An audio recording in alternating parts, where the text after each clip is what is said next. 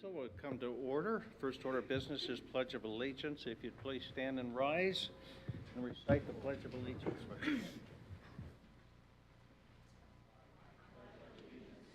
Flag of the United States of America, and to the republic for which it stands, one nation, under God, indivisible.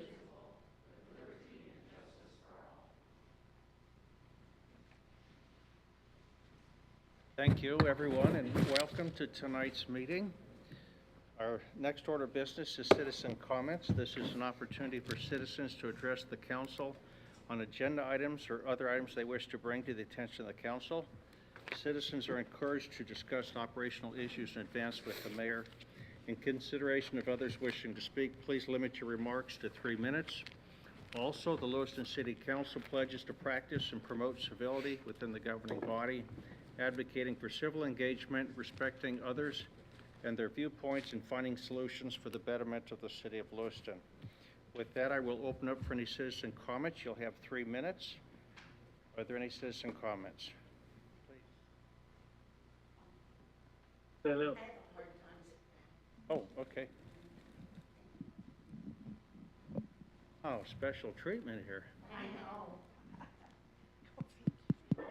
Okay, thank you. Well, my name is Judy Bart, and I prepared a document that I believe was distributed to the council, and I wish to speak to this document. This is my opinions and my experience. So, I'm a native Idahoan, but a fairly new resident of the city of Lewiston, Idaho.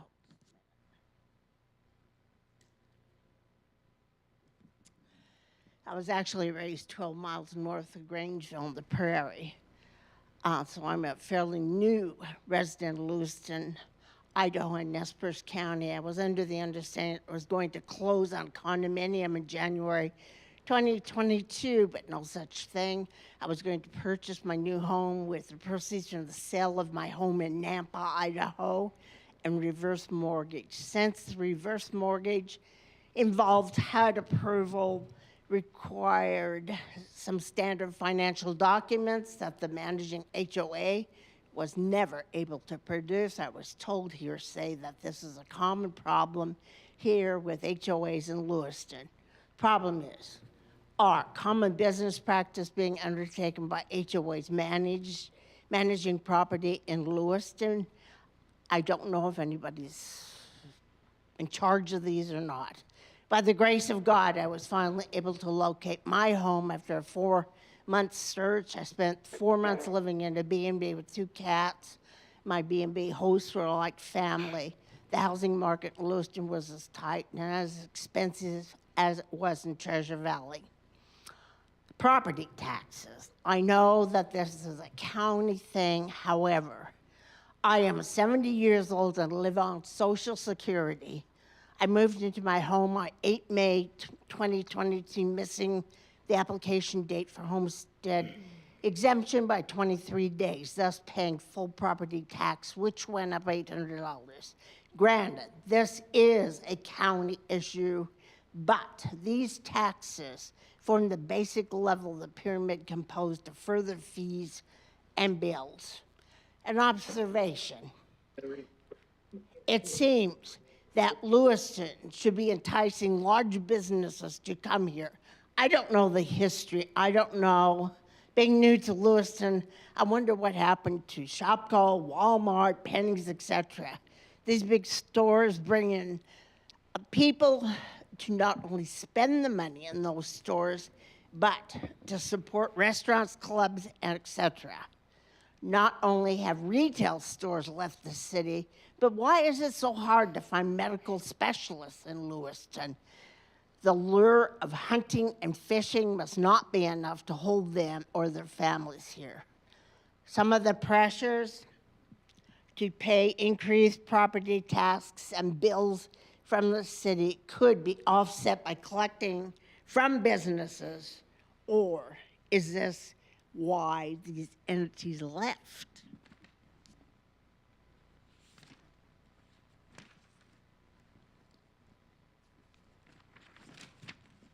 I was going to speak to utility billing, but I won't have time. I have been unable to find the source of the fees that are set and where my money's going. And I have a right to know where my money's going. Don't tell me maintenance. What is maintenance? What does that mean? Upgrading software and hardware, training, etc. The water reservoir. I don't understand how that could happen.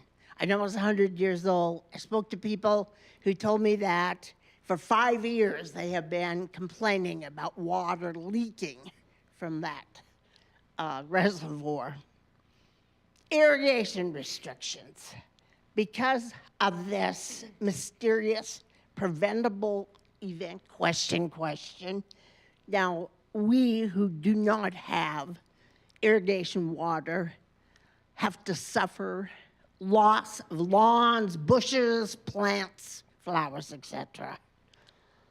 This drainage system utility fee, that was quite an insult after just receiving the information about the irrigation restriction. So, in summary, transparency, transparency, transparency.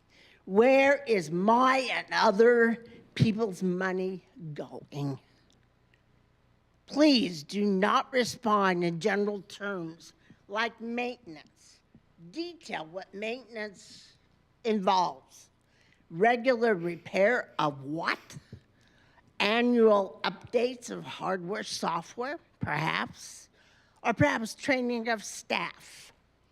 In addition, I do not believe that it is too much to ask for a breakdown of where wastewater fees are spent. Between Nez Perce County property tax and City of Lewiston utility bills, a new drainage system utility fee, and loss of money invested in yards, gardens, and trees due to water restriction, I and others believe that this trend, if this trend continues, we are going to be driven from our homes because we cannot pay taxes, billings, and fees and still eat, commute, stay clothed, and have good health.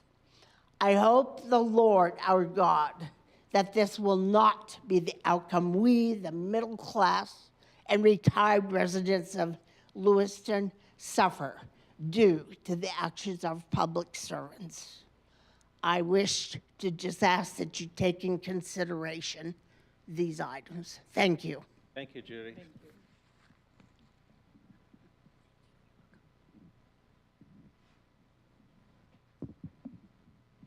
Are there any other citizen comments tonight? Health, for the record, and your city of residence. In fact, that was a long 3 minutes. I'll agree with you on that, so.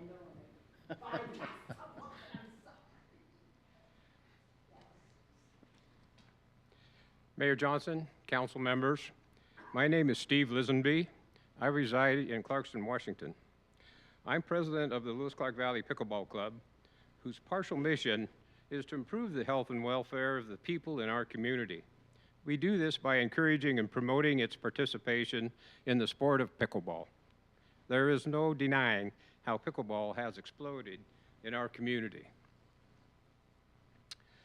I would like to address item 6G on tonight's agenda, the Sunset Park Pickleball Court renovation agreements, specifically the agenda item, the history and commentary page, which was included with your agenda packet. We feel the council deserves to have some additional information. We initiated a joint project proposal March 10th, 2021, and presented this to the Parks and Recreation Advisory Board. It was approved and sent forward with a working budget of $138,000. Our commitment at that time would have been $69,000. We were really excited. We went to work fundraising and quickly secured our obligation plus additional funds by September of 2021. There was no further action until April of 2022, at which time an architectural firm was hired and costs were rising. Not willing to give up on the project, our club has offered to donate $120,000 to this project. This has been fully disclosed on numerous occasions.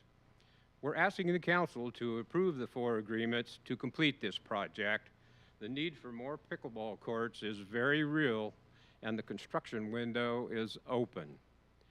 I feel that you have a real opportunity here to make a lot of citizens happy, both young and old. Thank you for the opportunity to address your council. Thank you, Steve.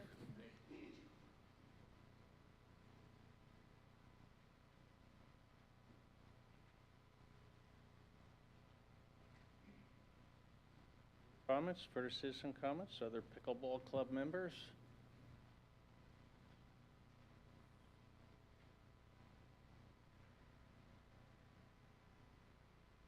Thank you.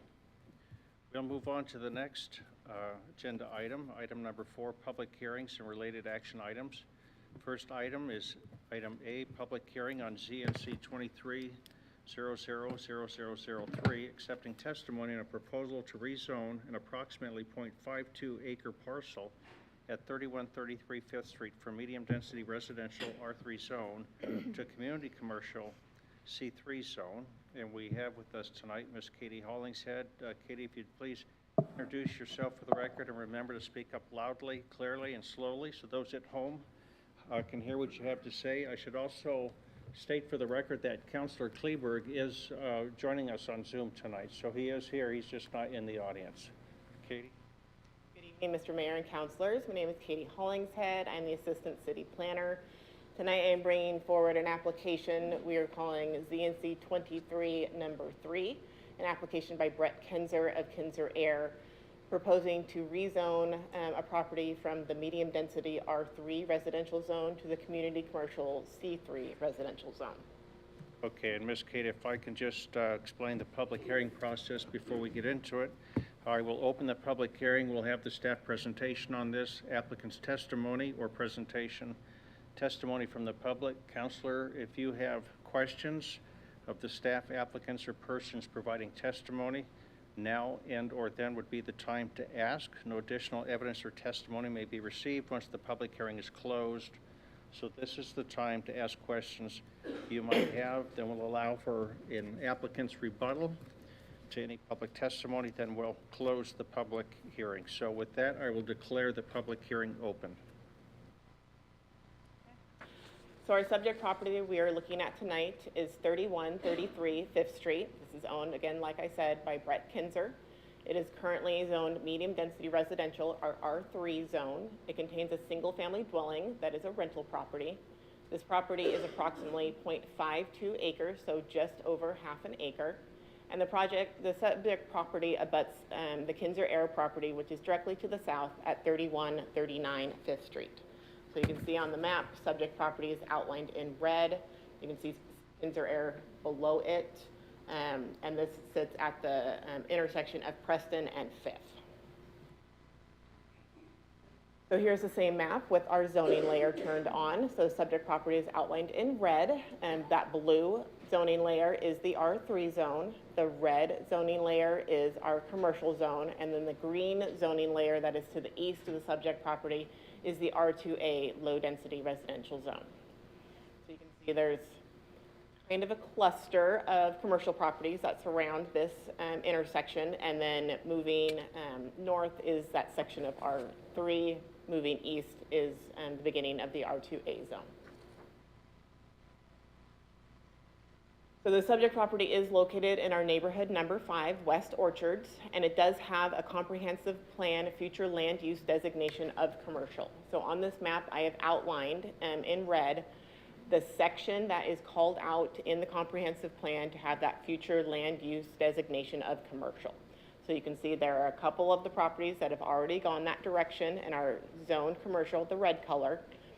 There are those 2 properties that I have the hash marks on that are currently residential properties, but are also called out in the comprehensive plan for that future land use designation of commercial.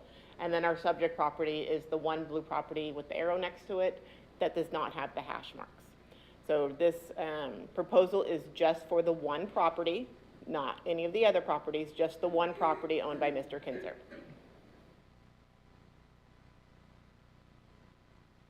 So again, our GIS map, this one has our topography layer on, and this is important because of the adjacent residential properties to the commercial properties.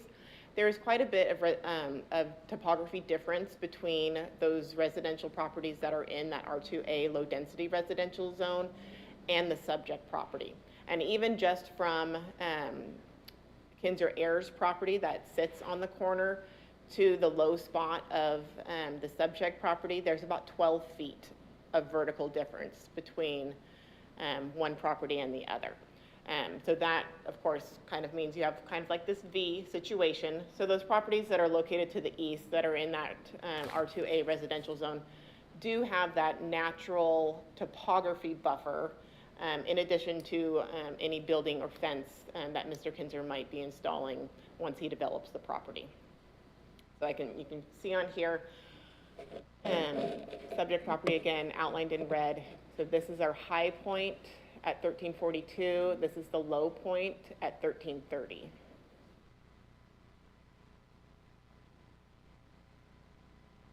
And then also, and it's not marked on this one, I didn't have access to the stormwater layer, but I did call it out in both the staff report and it's called out on this slide that there is a stormwater line that runs across the Kinzer Air property about right here, which makes it difficult for them to expand into this parking area with additional buildings.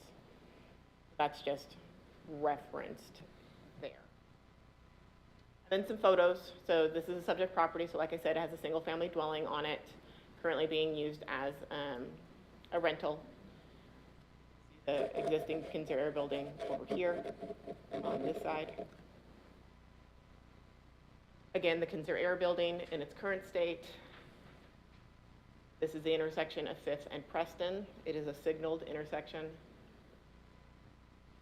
Looking south at the same intersection so you can see the signal. There is commercial properties both on this side, which is the west side of the intersection, and on the east side of the intersection. There's an eye doctor over here on the east side. There's a bar, a salon, a restaurant, and some offices on the west side. And then this is looking west on Preston, so you can see the driveway for St. Vincent de Paul and Goodwill. This goes into those properties. And then again, kind of looking northwest, diagonally, St. Vincent de Paul and Goodwill both sit on this intersection also. And just looking north, you can see their signage, and then there's a mix of residential uses as you go further north. There's some duplexes, there's an apartment complex that I believe has 12 units, and there are other single-family dwellings. That concludes our little slideshow. So the Planning and Zoning Commission did review this application and hold a public hearing on the matter on April 12th to consider the application for the rezone. They did receive one public comment. It is included in the minutes that were included in your packet. And they voted unanimously to recommend approval to City Council. Tonight, the action proposed is that the Planning and Zoning Commission recommends that Council approve this zone change via the ordinance 4884. Questions? Thank you, Katie. Councilor Meyer? Katie, you mentioned that the back of that property, it was the low spot. So if they expanded, they'd have to do a lot of fill work? They wouldn't necessarily have to do fill work, and the applicant is here, and he might be able to speak to that a little better than I can. My understanding is that they will build on the flat area of the lot below them. but there's kind of a hillside before it backs up into those neighboring properties' backyards. And so that distance, is kind of not buildable unless you did do a lot of fill. It's my understanding that that's not the intent of the applicant. So we'll probably just build on the lower part and install fencing or maybe vegetative coverage farther up. Thank you, Katie. Would the applicant wish to speak or provide any testimony tonight?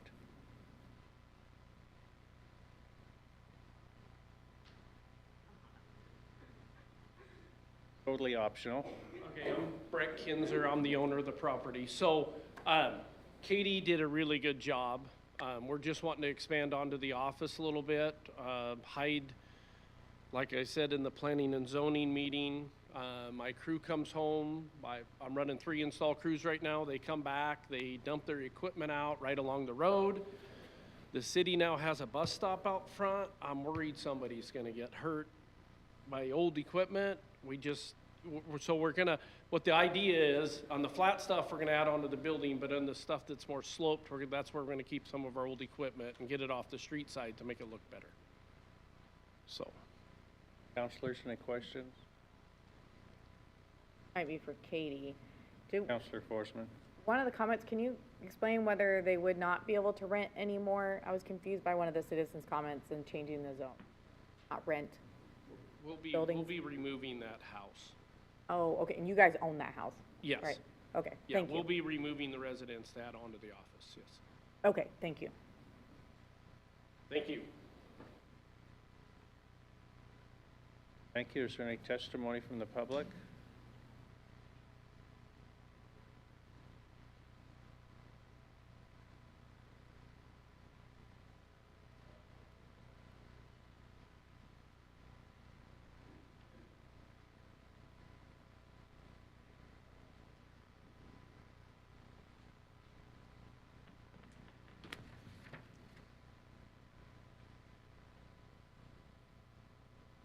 Next up, we have, under the 4 public hearing related action items, we have item B, ordinance 4884. This is a first reading.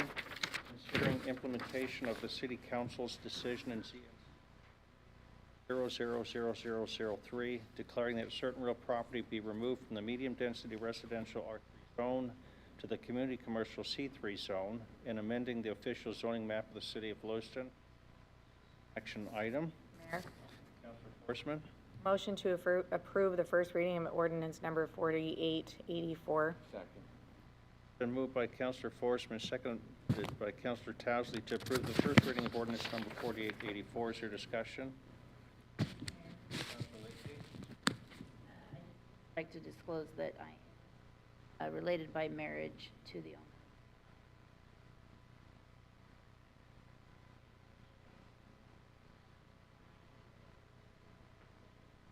Spouse's mom.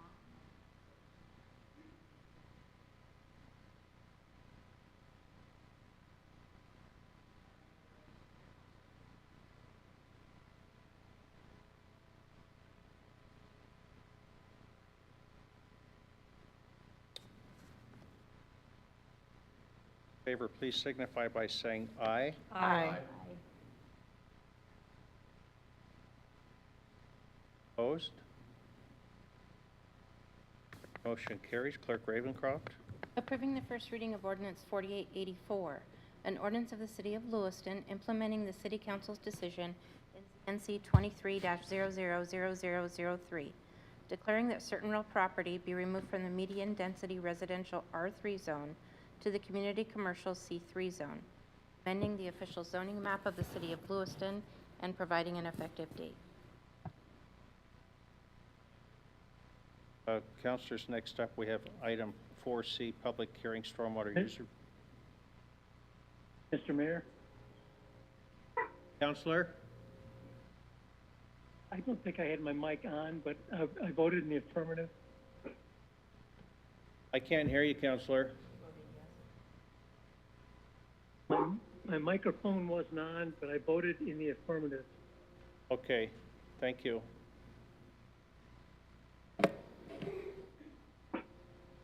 Councilors, item 4C, public hearing, stormwater user fees, accepting testimony on ordinance 4882 that will repeal Chapter 36, Article 4 of the Lewiston City Code and enact a new Article 4 to Chapter 36, which establishes a system of stormwater drainage system user fees to fund the provision of proprietary stormwater services by the city to property owners within the city's jurisdiction. We have with us Director Dustin Johnson, Public Works Director.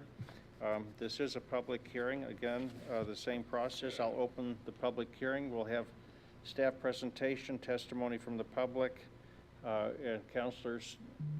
That will be your time to ask questions, and then I will close the public hearing. So with that, I will open the public hearing and turn the floor over to Director Johnson. Good evening, Mayor, City Council. Dustin Johnson, Public Works Director, here tonight to talk to you about the stormwater drainage utility, or drainage user utility.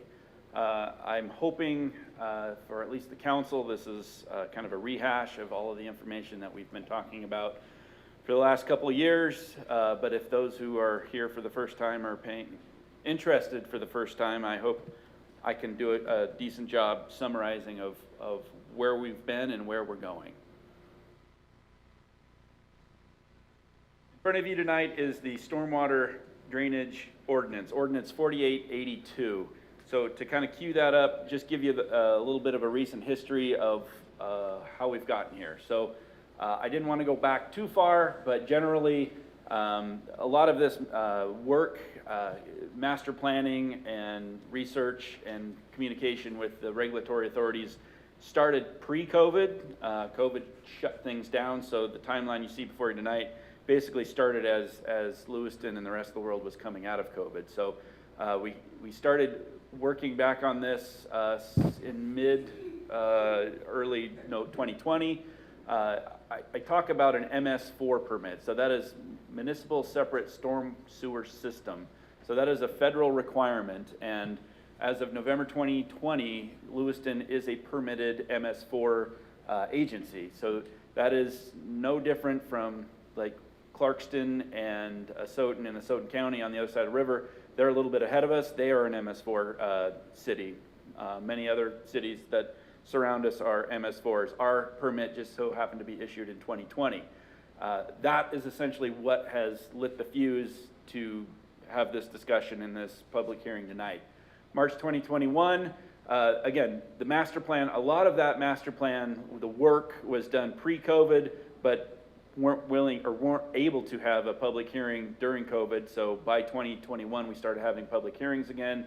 So that master plan outlined how the city intended to comply with this MS4 permit. A lot of the master plan is outlining what the public infrastructure was, the condition of the infrastructure, and how we can improve it and get it up to current standards.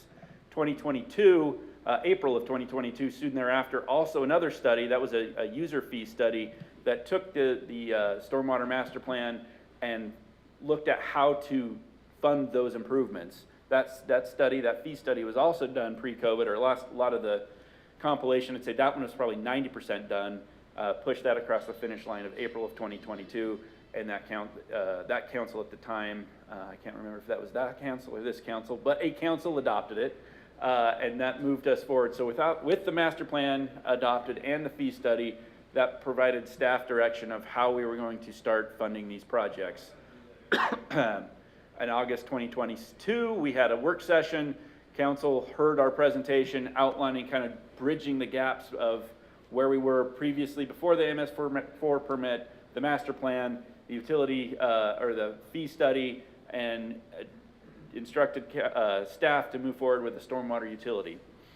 Fall of 2022, that was when we started looking or reaching out to other members in the public, particularly large public agencies who would be impacted by this proposed utility. So staff met with, I'm going to miss a few of them, but LCSC, the school district, the port, the county, a few of those large other property owners. We gathered feedback and reported back to the council, and at that January of 2023, council directed staff to go with the full utility rate, which would incorporate a 5-year capital improvement cycle. So all projects land on a 5-year permit or capital plan, and all projects will cycle out within 5 years. You can go a 10-year, that just means it takes you twice as long, and so you would fund it less. And so council directed staff to go with the full stormwater rates in order to do a 5-year capital turnover. May of 1st, 2023, just a couple weeks ago, the council had a chance to review the stormwater drainage ordinance, had a few questions, and then May 22nd, here we are with the first reading of the stormwater drainage ordinance. So, what is it? What is it? This is a stormwater drainage ordinance. This is what is essentially provides the city the guidance or the direction to create the utility. Director Johnson, could you hold up for 1 second? Ms. Kayla, should we save that discussion when we get to the ordinance? Right now, this is a public hearing on establishing stormwater user fee. I think it's okay right now.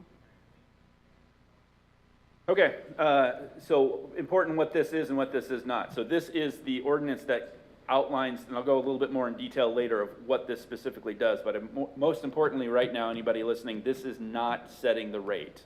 This is the ordinance that says the city has created a stormwater utility, but it does not set a utility rate. Those utility rates will be adopted later this summer when we do our normal water sewer rates. So what this does is lays out the guidelines, what the authority of the city has, and what the money is used for, what guidelines and federal requirements we're using to meet that. So why is that now? I think I've said that this is the MS4 permit that was issued in 2020. Typically, these MS4 permits are 5-year permit cycles. Each year, the permit has a little bit more requirements, stepping up the requirements. We're, 2 years now, 3 years in? And so these permit cycles, we've generally set the groundwork, having an adopted master plan, having staff dedicated to the function of it, but these, public outreach, public education, construction enforcement, things like that, those are entities, including the capital investment into the system. All those are not funded currently, so this would address that funding. And then when will this take effect? The ordinance, which we're discussing tonight, first reading would be enacted with the third reading, but the intent was the stormwater utility would not go live till January 1 of 2024.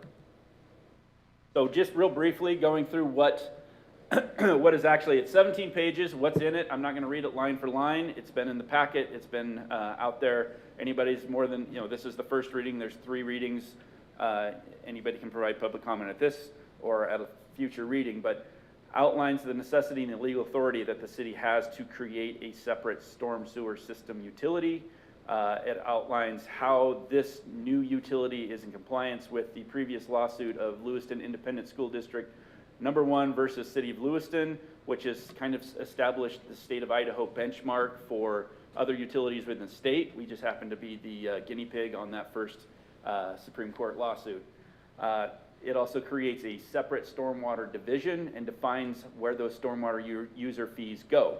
So it's important for me to tell you, we've talked about this with the reservoir issue, the water utility fees, that is an enterprise fund. Any water fees cannot be used for libraries, streets, parks, anything like that. Those user fees go directly for that utility, that separate enterprise. Sewer, water, stormwater are all enterprise funds. Those funds will only be used for stormwater capital and maintenance.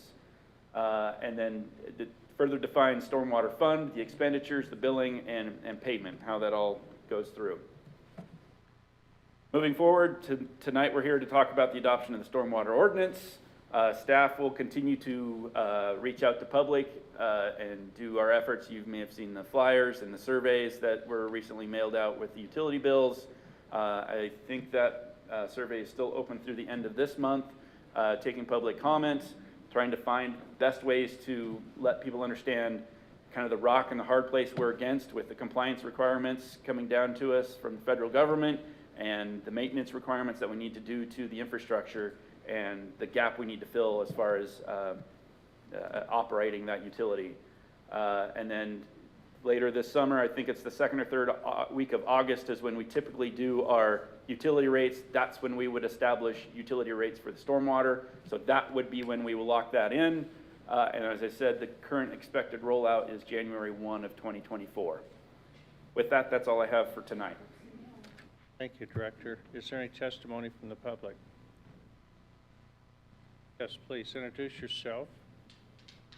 Record, you'll have 3 minutes. I'm Joyce Snyder. I live at 2505 Seaport Drive. These fees are killing us. The taxes are killing us. We cannot afford to do any more. The stormwater, really seriously, more fees. We can't afford it. Figure it out. Thank you.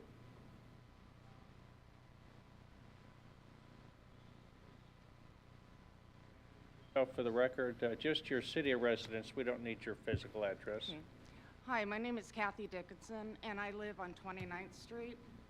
And the reason I'm here today, well, first of all, I'd like to say thank you for the work you do and the hours you put in, and especially for you emailing me back. I'm anxious to hear what you found out on that. But the reason I'm here is that, as I said, I live on 29th Street. I've lived here for years. And I was really upset the other day because last Tuesday I watched So we're taking trucks. comment. This is a public hearing on the stormwater drainage Okay, fee. that's the stormwater draining. All right, well, I'm wrong, but we had trucks go by that had rotten wood in it from the reservoir. So if you want me to come back on another time for that, I will. And This is a hearing on the fee, Okay. ordinance 4882. Can you tell me when the time would be that I could come to that? Well, we have citizen comments at the beginning of the meeting Okay. typically, but. Well, I'll come back on another time then. Thank you. Yeah, well, thank you for being here. You can always reach out to the mayor's office and I can visit with you. Thank you very much for being here. Sorry we missed you at the beginning.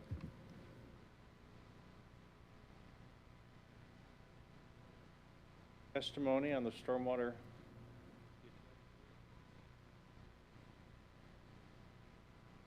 If not, I'll close. Yes.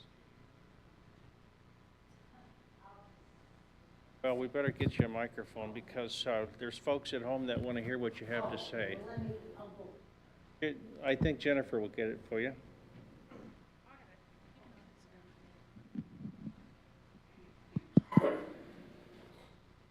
Thank you. Judy Bartz, Lewiston, Idaho. I'm really ignorant, I guess. I don't know what an MS4 is. And again, I just shake my head. Maintenance, what does that mean? Are we going to expand? Who's doing this now? I want to know what's being done now, how it's being handled. We must somehow be being able to meet some requirements of the federal government. But I want to explain to me what is maintenance. Thank you. I'm not an engineer, but I'm not stupid either, so thank you.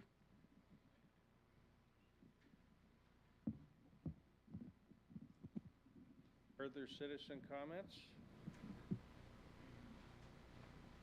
Okay, I'll close the public hearing. Thank you, everyone. Councilors, next up we have item 4D, ordinance 4882, first reading, repealing Chapter 36, Article 4 of the Lewiston City Code, enacting a new Article 4 to Chapter 36, which establishes a system of stormwater drainage system used to fund the provision of proprietary stormwater services by the city to property owners within the city's jurisdiction. This is an action item. Councilor Schroeder. I move.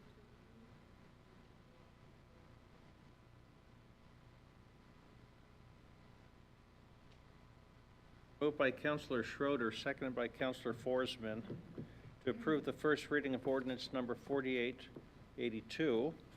Is there further discussion?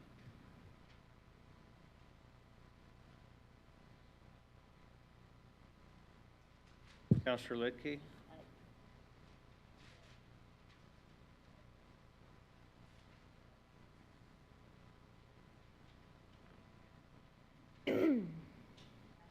At this point, Just a minute. Well, they can't hear you, so we're gonna have to speak. Right. I'm just gonna say at this point, because I don't know that it's appropriate to ask questions now that the public hearing. Not sure I can support the ordinance at this point. I do have some extra questions that I need answered.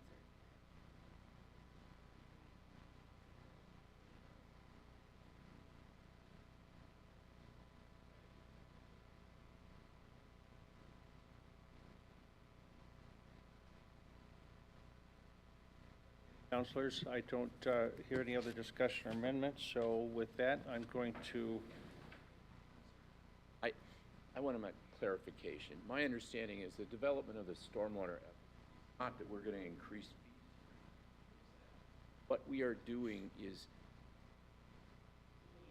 an intricate part have within the city. And if you happen to be here last night, I don't know about you, but I got a lot of rain. And I was quite grateful that we have a decent stormwater system set up to be able to take a lot of that away, because I still had to sweep out my garage with the door closed. I had leakage in there, much water in my garage. It's a big issue. And so this is gonna put a pocket of money to be taking care of that specifically. It's not gonna be where it's just in the general fund where we kind of willy-nilly do this. We've been doing it, but it's been within Public Works, along with all of the other things they're trying to do. We're trying to parcel this out a little bit. And correct me if I'm wrong, Dustin. You're right. Okay, thank you. those in favor, please signify by. Mr. Mayor? Councilor Kleberg? Yeah, if I may, real quick, just so everybody knows, it's about time we split the stormwater out of the street department. Because realistically, every time streets has to go out and fix a storm drain, it's either collapsed or plugged up. It's one less pothole gets fixed in the city of Lewiston.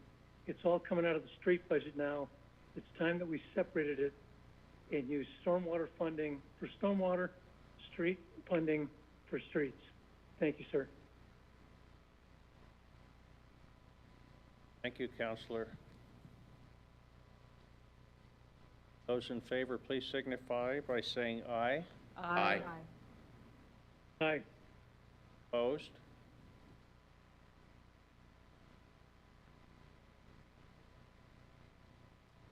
Ravencroft? Approving the first reading of ordinance 4882, an ordinance of the city of Lewiston, an ordinance of the city of Lewiston repealing chapter 36, article 4 of the Lewiston City Code, enacting a new article 4 to chapter 36 of the Lewiston City Code, which article establishes a system of stormwater drainage system user fees to fund the provision of proprietary stormwater services by the city to property owners within the city's jurisdiction, approves administration of the user fee system, authorizes stormwater user fees, and establishes a process for property owners to appeal the amount of the fee, requires that stormwater user fee revenue be kept separate from the general fund and spent only on stormwater drainage system costs, and establishes enforcement provisions and penalties for non-payment of fees, amending various sections of Chapter 36.5 of the Lewiston City Code related to city services, billing, and collection of utility charges, repealing all ordinances and parts of ordinances in conflict herewith, providing that the provisions of this ordinance be deemed severable, and providing an effective date. Councilors, next up, we have Roman numeral 5, consent agenda. All items on the consent agenda are considered routine by the council and will be enacted by one motion. There will be no separate discussion on these issues unless a councilor so requests, in which case the item will be removed from the consent agenda and considered on the active agenda under items moved from the consent agenda. Councilor Towsley? I'd like to have the vouchers payable removed from the consent.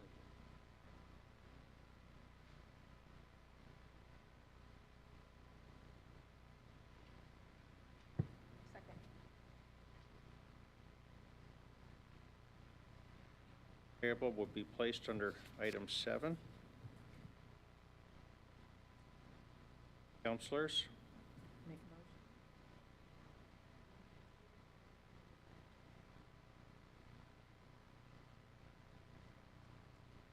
Been moved by Councilor Schroeder, second by Councilor Towsley to approve the consent agenda with vouchers payable removed.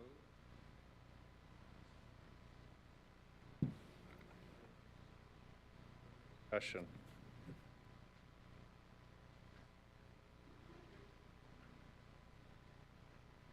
Clerk Ravencroft? Council President Lidkey. Aye. Counselor Towsley. Aye. Counselor Forsman. Aye. Counselor Schroeder. Aye. Counselor Kleberg.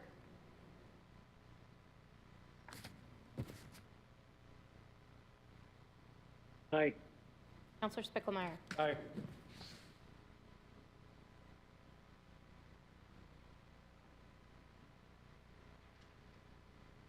Passes. Thank you, councilors. Next, we have the active agenda, Roman numeral 6. Active agenda, item A, Parklet Design Standards Overview, provided by beautiful downtown Lewiston Director Brenda Morgan. Brenda, welcome tonight. If you'd please introduce yourself for the record and speak up loudly and clearly. The floor is yours. Thank you. Absolutely, thank you. My name is Brenda Morgan. I am the Executive Director for beautiful downtown Lewiston. I am joined here by Dan Mader and Michelle Rademacher to kind of have an overview of the proposed parklet design standards. So I'll have Michelle kind of go through some of the slides on here to go over the information, the design of it, kind of the concept that we're looking at.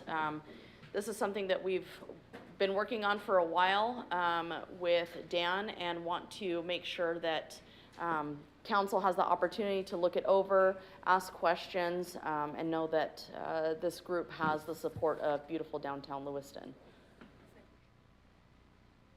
Hello, I'm Michelle Rademacher from Clever Fox Architecture. You're going to have to speak up or nobody's going to hear you Okay. back on Zoom land. Can you go to the next slide, please? The next slide, please. I don't have the control for the slides. Okay. So we've been working with the city and beautiful downtown Lewiston. Oh, you're going to have to get right up on that microphone. I've been working with Dan and Cindy Mader for about a year now to work on the concept of a parklet for downtown Lewiston. And that evolved into going to the city and starting working on a set of guidelines.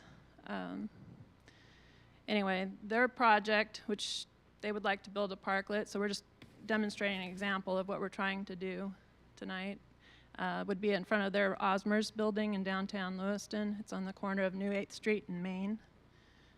This is its existing condition. This is the concept we're thinking of. So this would support their new business, Bumper Crop Coffee. It would be an outdoor seating area that would actually be located in the public right-of-way and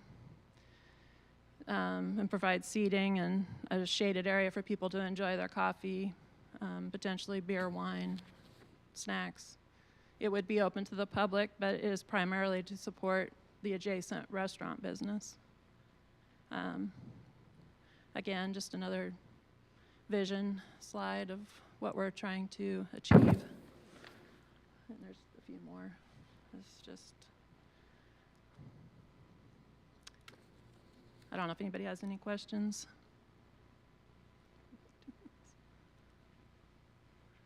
Thank you. Councilor Towsley? I was looking through this. I love the concept. I really do. Something that could be taken down in 24 hours, is that correct? That's correct. How would that happen? Because the other question I have is that I would assume that you would have barriers somehow in there so that the safety of people would be paramount for anybody driving by and not paying attention. Well, I guess first of all, the stacked elements on the corners are concrete blocks. so that would help be a barrier. But the width of the street, we've talked to engineers for the speed limit in downtown Lewiston. We're well within the width requirements. So the width of the proposed parklet is 2 feet less than the minimum standard that what's required for the lane width for the speed limit that's dictated in downtown Lewiston. But beyond that, we have, because of the roof structure that we have, we've got the concrete blocks that would be balusters, basically, at the everywhere we've got a post indicated on there. As far as taking it down, it's designed to be taken apart and put together with bolts and slags and lifted onto a trailer and pulled out, or even just hooked onto a bumper and pulled around the corner if it needed to be moved in 4 pieces. So those columns are anchored? No, they're not anchored. They're weight. They're heavy, but they can be lifted by each block can be lifted by 2 people. So there's stacked blocks there that are light enough to be lifted by 2 people, but combined weight once they're all set in place is significant. So I missed the part, I couldn't really hear it, you were talking about the width of it. I've seen these a lot, they have them in Portland. Mm-hmm. And is it more than the width of an allowed parking space, or less? It's 12 feet wide, so it's less. Ours, that some of them are angled. Yes, it's still less than the parking, overall parking. Yeah, I'd like to add, Dan? Well, just thank you for the consideration of this. Just a little more context. For me, context is everything. What's that? And we need you to introduce yourself. Oh, I'm sorry. Dan Mader, owner of the building with my wife Cindy, and my son Jaden is here with me tonight. So we ended up with a coffee shop in our building, and it began in January of 2022. And shortly after that, Cindy and I went to Walla Walla in April, and we stayed overnight down there and just kind of walked the street. And it was a delightful experience. The weather wasn't perfect, but it wasn't bad, and so all the parklets up and down Walla Walla were open. They had a lot of people in them. And we really loved the idea of just being able to sit out in a designated seating area right out next to the traffic with the sidewalk in between where we were sitting and the food establishment or the winery or whatever it was. So it was a great experience.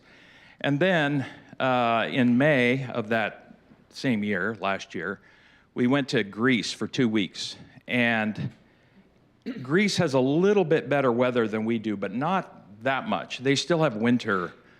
And in that 2 weeks, which was in May, we only ate a meal inside of a building one time in 2 weeks. And it's because every single establishment over there has outside seating, and it's where everybody sits first, unless it's full, and then you have to sit inside, which is what happened to us. So when we think about Lewiston and a pedestrian experience, in our view, we like to be outside. We want to be outside. That's one of the things that COVID kind of showed us, is that we can be outside more than we have been in the past. We haven't adopted this very much, and so we think it's time to adopt it here. Our weather is as good or better than Walla Walla's. They're way, way ahead of us, and a lot of other cities are going to the same thing. So in our view, it's one of the ways to make downtown a real destination that we'd really like it to see it to be. We like to see it to be, rather than just going downtown and having to go inside of a building, even when the weather is perfect so much of the year. So that's the concept, and that's what we're working toward. We know there's several more steps we have to go through before it's final, but we're hoping this will be the first step, and we can just keep working our way through it and get it done. So, thank you. And beautiful downtown's been a huge help to me. I mean, I don't know where we'd be without them, and of course Michelle's great to work with. So staff has been good to work with. It's taken me a lot longer than we thought, but it's because we didn't really understand what we had to do to get this adopted. So. Thank you, Dan. I'm going to ask our Community Development Director, Shannon Grow, to speak, and then after that, see if council has questions for either one of you. Hi, Community Development Director. I'm just going to say CD Director from now on. I always get mixed up on that. CD Director Shannon Grow.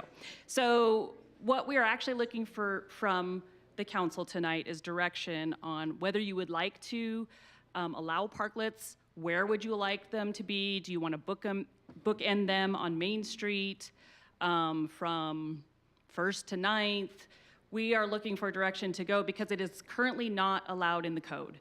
And so what we need to do is we need to write regulations to have these types of uses allowed. These are not zoning actions, so they're not something that you would approve like through the Planning and Zoning Commission because the use is already there. This is an extension of the allowed use.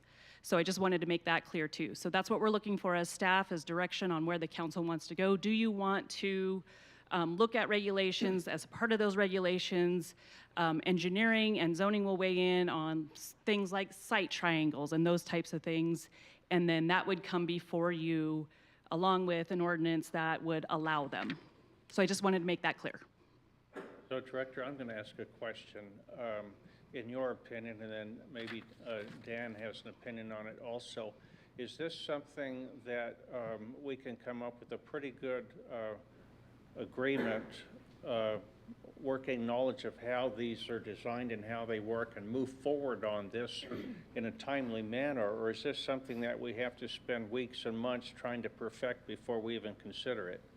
I think between Michelle and the city staff, there's been quite a bit of work already done to present to you some regulations that would be workable for all parties. This is a concept design. It may not meet every single regulation that that the city staff may recommend, but I think it's far enough in the process that it could be done. I know I've also heard some trepidation on folks because of the possibilities of redoing the streets in the near future, hopefully. So having those being temporary uses and what would that look like later is something maybe to consider as well.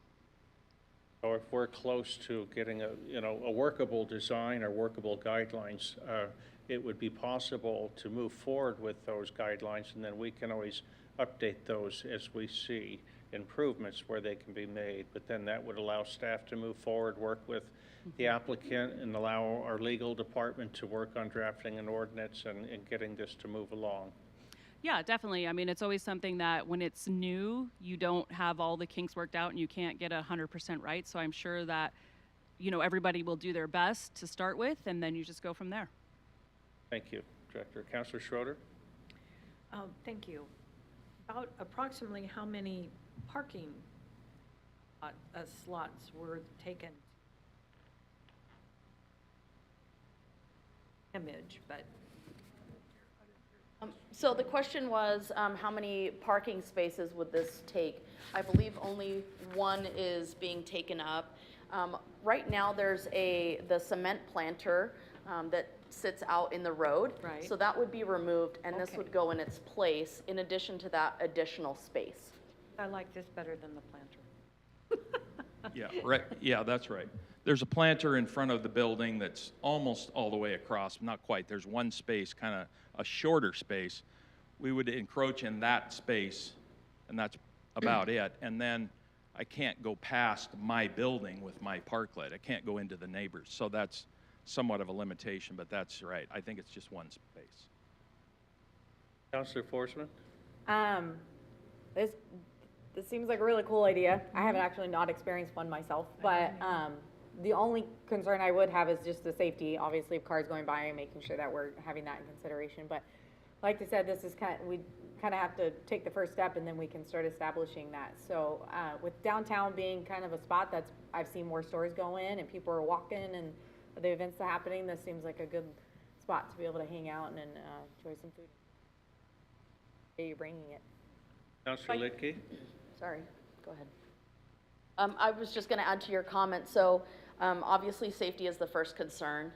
With these, at least with BDL events, we've noticed that even an A-frame sign that we put more visibly in the right of way, it just naturally slows down traffic. And we've seen it more and more with consistently putting signage out because people want to know what's happening. When there's a lot more walkability downtown, as you're driving through, that might not be your destination, but it is causing more and more people to stop and find out what is happening. So I think this will kind of add to that in a more robust way. Councilor Lidke? My question is probably more for Shannon or council. I think it's a great idea. I love Walla Walla. And I think that we should steal any idea that works for other cities, especially if it saves us money and time. My question is, you know, if you go to a town like Brighams and you decide you're gonna go to an establishment, you wanna take your drink outside, they don't care. You can walk from building to building. Is this gonna be an issue with code as far as, I heard mention of beer and wine, and I know there's not many liquor licenses down on Main Street, but there might be one. Are we anticipating any issues? Because I certainly don't want business owners to produce these great avenues of increasing entertainment downtown and then run into some state code or city code issue with that kind of beverage. Yeah, good question. I don't know. Because typically, as we talked about at the work session, there are alcohol catering permits and those types of things. Typically, they require a site plan that says these will be on the premises here. So I don't know, but we will find out when we get it back to you for consideration if that's the direction the council wants to go. I'll also add that just like with zone change amendments, I get up and say, now remember, we're not approving this, we're approving the concept. And so there might be some changes that need to be done to this concept with whatever code the council decides on. Councilor Spickelmeyer? Actually, So I had a comment. Councilor Townsley? I think Boise has some things like this downtown where you have streets where there's a lot of people that are walking and gathering to do great things. And I think we certainly can be doing that, but we also have to have a public that is aware that if you might have to walk a block. That's not a bad thing. And I know that that's a hardship for some people, but it's definitely, I think it would be something that would be I think it would be worth it. The city parking on the other side on D Street, it's rarely ever full, is it? Not full. That's not even a block away. So having things like this on Main Street would be a great opportunity for a lot of people to mingle. And we can always do a lot more mingling. I just have one comment on the last question about beer and wine, I think. In the language that we adopted among us from Spokane, right? It specifically says that even though there's an ordinance that you can't have beer and wine out on the sidewalk or the public right-of-way, that for this use, it would be okay to be inside the parklet area, right? And that spells it out in that regard so that you can cross the sidewalk if there's beer and wine, or if there's a food establishment that's serving wine and beer, that would be okay.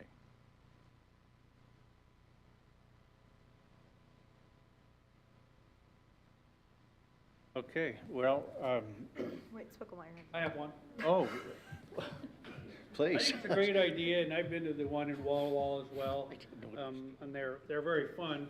But I do think that area in Walla Walla, it's like 15 miles an hour in that big square area where the parklets are at. You know, and that might be an idea too. Great idea if we can make it safe.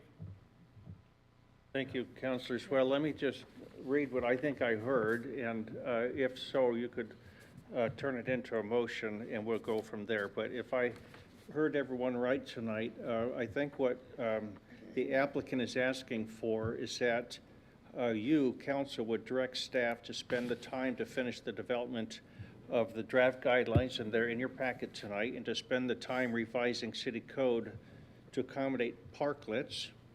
Our legal department would need to draft the necessary ordinance to amend the code, and then we would get the guidelines and ordinance on the following agenda, or just as soon as we can, to accommodate parklets being installed along Main Street. So it's been moved by Councilor Towsley Second. and seconded by Councilor Lidkey. And discussion, Councilor Lidkey. Just discussion, I believe Director Grow said something about parameters. Do we need to identify that tonight as far as where to start and where to begin? It would be best if you tried to bookend it tonight, but it's not completely necessary. It just means that we would do it during the next meeting. Does that work for you? Okay. So, for example, if you wanted to start out with Main Street between, you know, 1st and 9th, or 3rd and 9th, or 5th and 9th, then that might be something to think about. We don't have to have an answer tonight. It's just something that we would strongly recommend as part of the ordinance. So be thinking about it.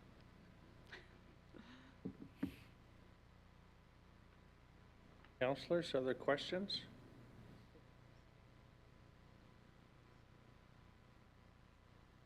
Together on this, excuse me. Councilors, we need to speak up for the record. This is important. okay. So if Sorry. you have a question or comment, please. Otherwise, I'm going to get accused of making side deals up here. Another one. Councilor Schroeder, please. Thank you. Director Grow, would it work for you to have a work session with us so that we can Q&A and yes? If you want to, but I will say that would slow it down. When you have something together, and then we could add the lacking. Depends how fast you want it done. Okay. We want it done. Councilor, But you can do Q&As during the regulation part too. Okay. Yeah. we do have some draft guidelines for our consideration. It says it's entitled Parklet Design Standards, Guidelines for the City of Lewiston. And so if you look at those inside your packet, some work has already been done on this by staff and by the applicant. And what you would be doing, and it would be a motion that I would support, is to direct staff to spend the time finishing these guidelines. And that's why I say, you know, we try to get them into the King's language, but it may not happen the first go-around. We may find out a month later, after our first parklet is up and running, that we need to change something that we didn't anticipate. So then we can come back and modify those guidelines by council action if you so choose. But I think, and that's why I kind of asked that question earlier, you know, we can sit here and work on this and work on this and work on this until we think it's perfect. And, you know, it might be October by then. Or we can just say, you know what, we think we're pretty close to where we need to be, and then see if we can't get something up and running sooner than later, and see how it works for Lewiston. So I think those are the bookends.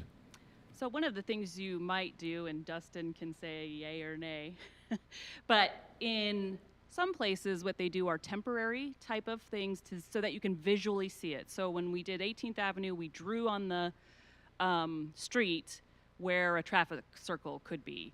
So what you may want to do is say, where are we at the guidelines, and then put something temporarily, like hay bales, that would show how that encroaches on something, so that it's not putting a cost on the applicant per se, but it's showing what we could do, what it would look like intruding on the road.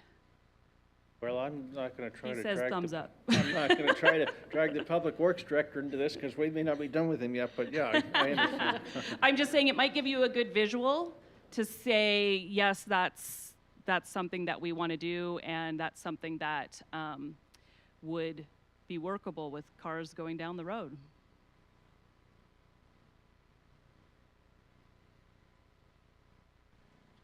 Okay, What are you I will, pointing at? do I need to restate the motion? No, I think what you did was great. Carrie, do you have it, or Kayla, are we pretty close? I have a copy up here I can hand you later. Okay, is everybody clear on what we're going to be voting on? Yes. Okay, those in favor, please signify by saying aye. Aye. Aye. Opposed? Motion carries. Thank you, counselors. Thank you, Dan and Cindy, and here tonight, and Brenda. Thank you. Thank you. Okay, counselors, next up, we have item B, Compensation Review Committee recommendation.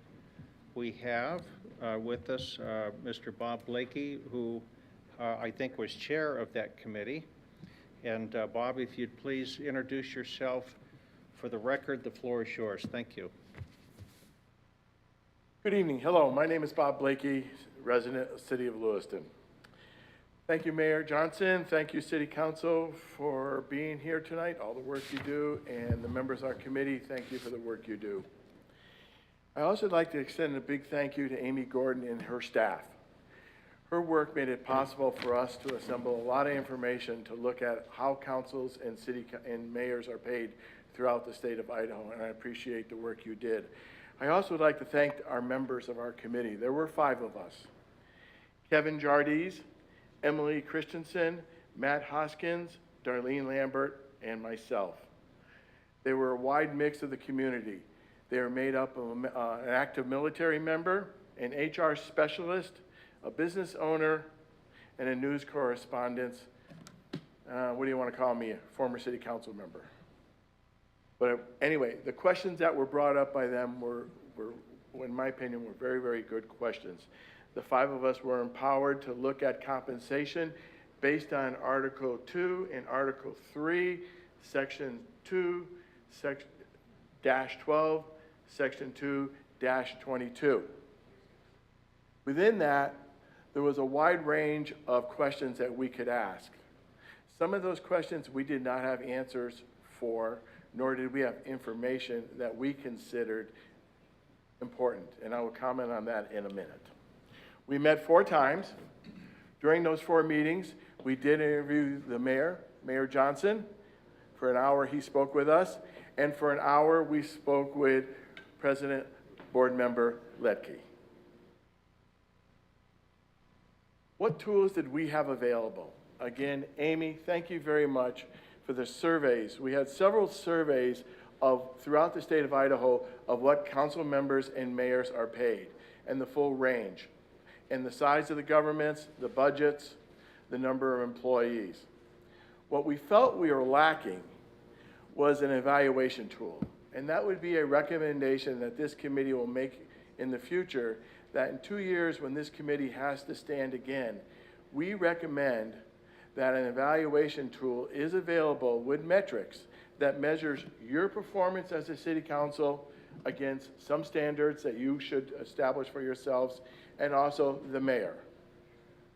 Like any time in a job interview, or any time that you are negotiating a salary increase, frequently you're asked, how have you done?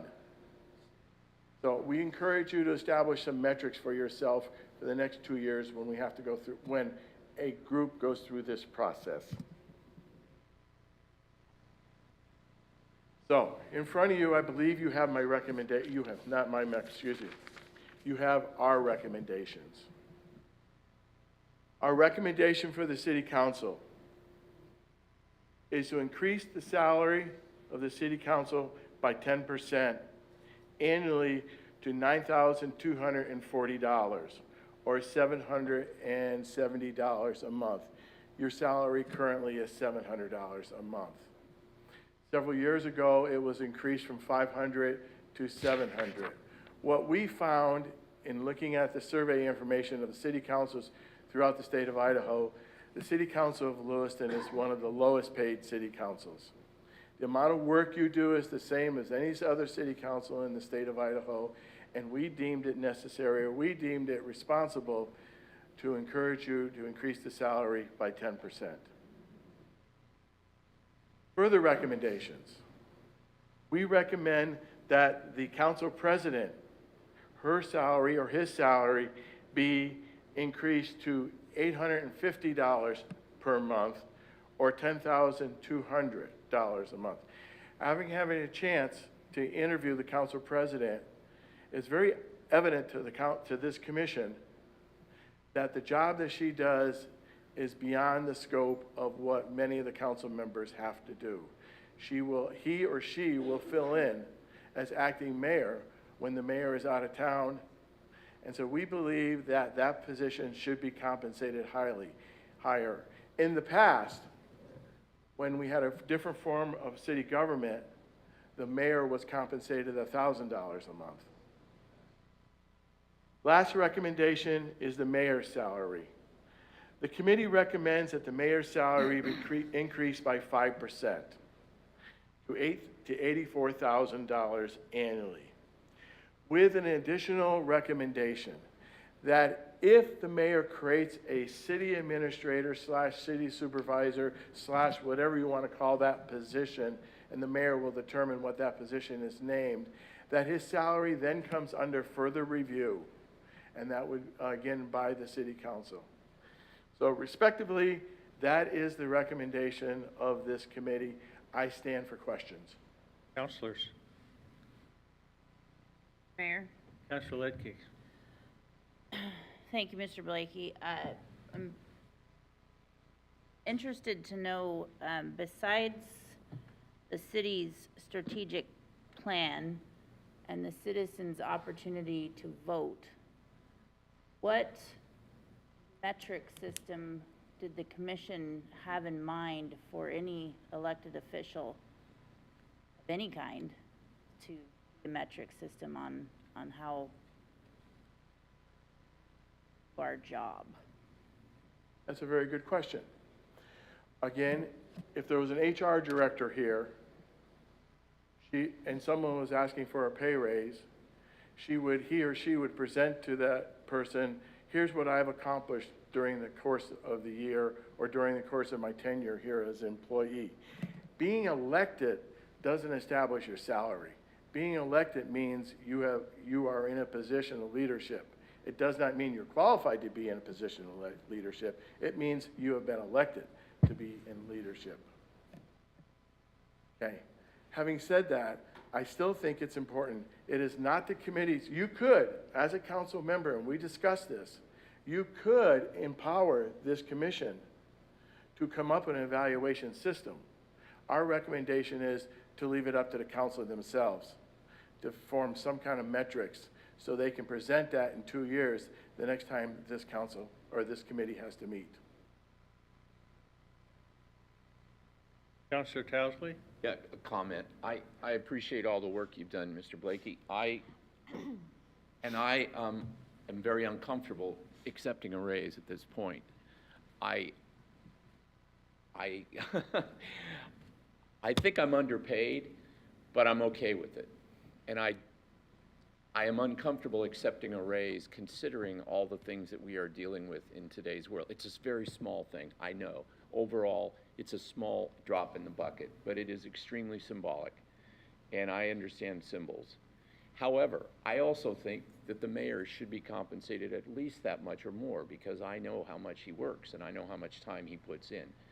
And I also know how much the city manager made before in the old form of government and the directors who work for our city.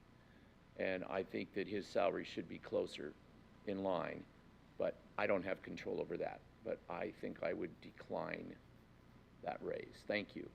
Thank you. Well, what we found was in the survey of salaries, again, our council is one of the lowest paid in the state. Doesn't mean it's the best or the worst. Salary doesn't determine that. It's just that we found, and we are empowered to look at that information. The other information that was apparent, that our salary of our mayor is about right in the median of salaries for mayors in the state of Idaho. There are mayors who are making as little as $24,000 a year in cities similar size to us. And there are mayors who are making $150,000, but that would be Boise, $124,000, and that would be Boise. So I would throw that out. So our mayor's salary is about right in the middle of salaries right now. Councilor Forsman? A comment.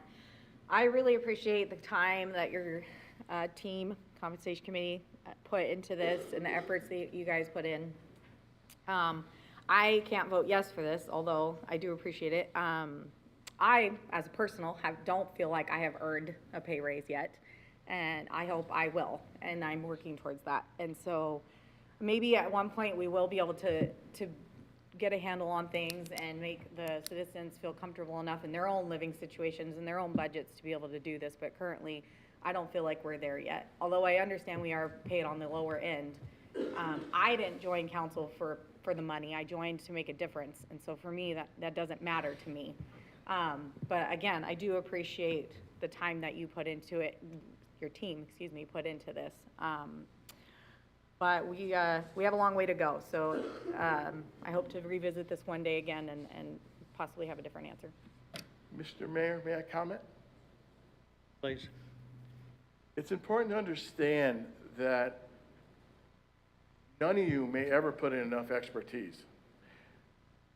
Three of you are up for re-election this fall. It is possible that three of you will not be on this council come January 1st. So if you continue the mindset of saying, I have not earned it, well, who earns it? Someone who's been on the council for 8 years, 10 years? Well, we don't pay each of you individually. We pay you as a group. And so I think it's important to note that because of election cycles, the council will constantly be changing. Councilor Schroeder? Thank you.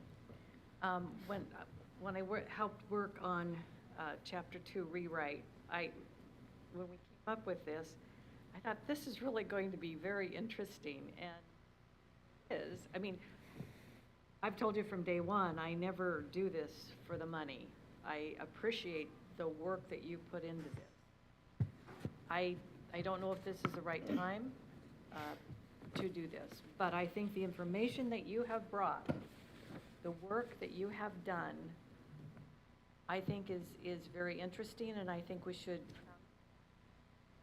simply really have this as something that we can work with over the years. I'm impressed with what you came up with.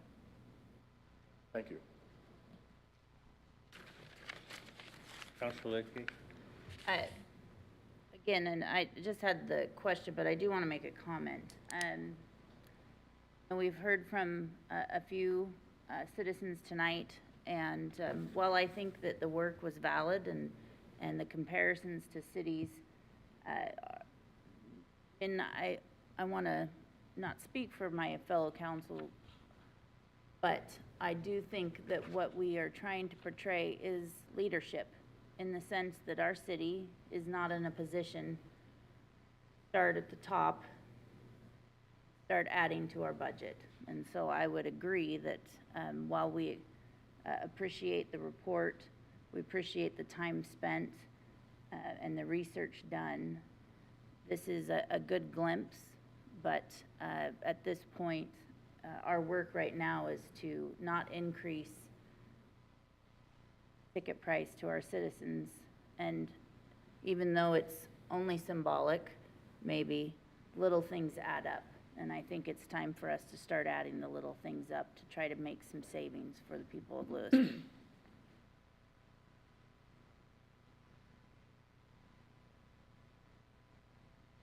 Well, Council, we won't vote on this tonight. If there's no further questions,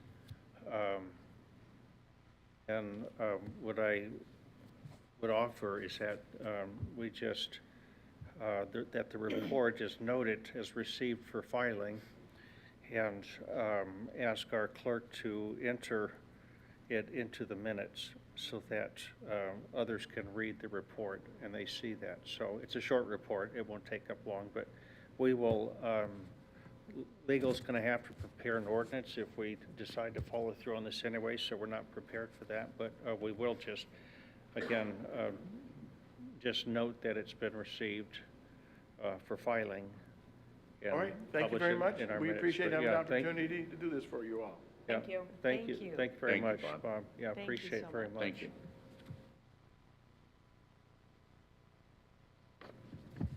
Okay, councilors, we move on to item C, 6C, Resolution 2023-26, concerning approval of edits to Section 206 of the Personnel Policy regarding the transit drug and alcohol policies required by the Federal Transportation Administration. This is an action item, and we have Director Province with us tonight. Director Province, welcome. Please introduce yourself for the record. The floor is yours.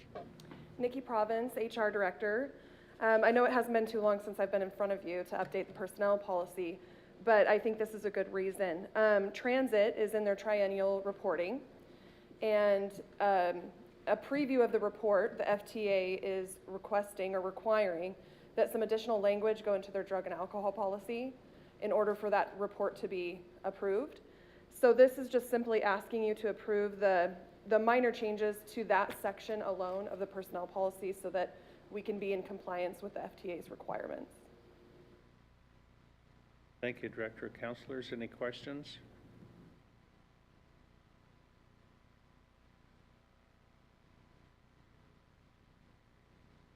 Motion's in order. I move to approve Resolution 2023-20. Second.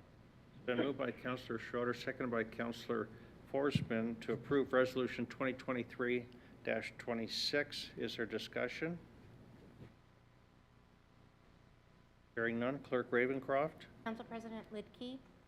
Aye. Councilor Towsley. Aye. Councilor Forsman. Aye. Councilor Schroeder. Aye. Councilor Kleberg. Aye. Councilor Spickelmeyer. Aye. Motion passes. Thank you, councilors. Next up, item D, Resolution 2023-25, considering changing the street name of the east-west portion of Skyview Drive to Powers Drive. This is an action item, and we have Mr. Mark Wiegand with us tonight. Please introduce yourself for the record. The floor is yours. Thank you. Mayor, members of the City Council, good evening. My name is Mark Wiegand. I'm the city surveyor. And as explained in the council's information packet, this resolution is essentially an administrative action to bring the street addressing in the newly annexed Skyview Estates Phase 3 plat into conformance with the requirements found in Chapter 31 of City Code.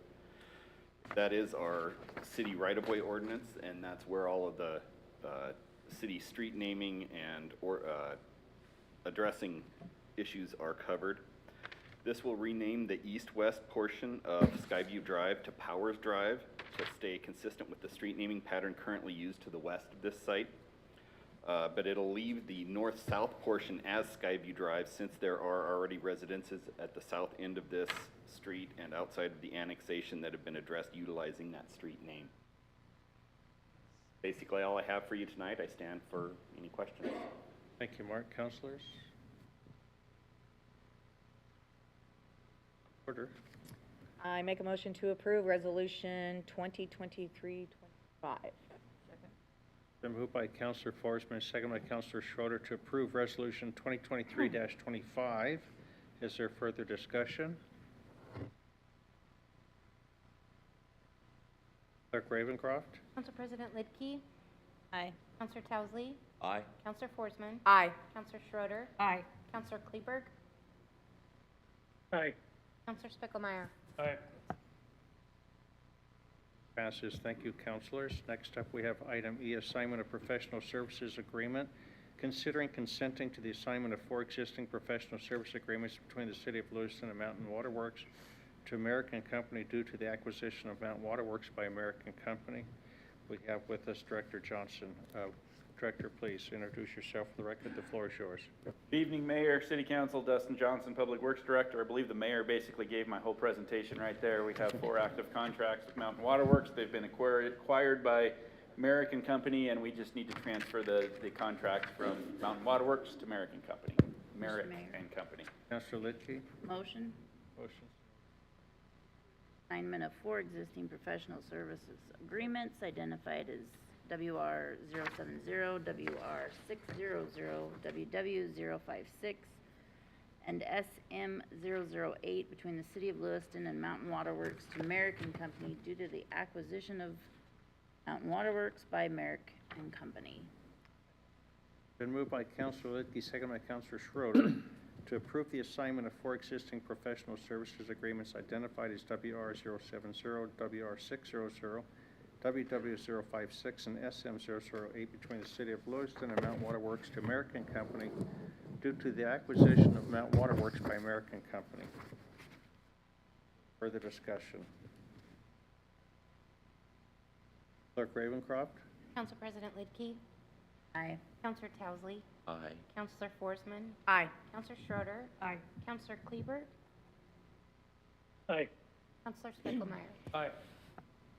Passes. Thank you. Director, next up we have item F, Sourcewell purchase mower, considering accepting the price proposal submitted by Turf Star per the Sourcewell contract number 031121-TCC, $160,649.82, and authorizing staff to move forward with the purchase of the mower. This is an action item, and we have Director Tim Barker with us tonight.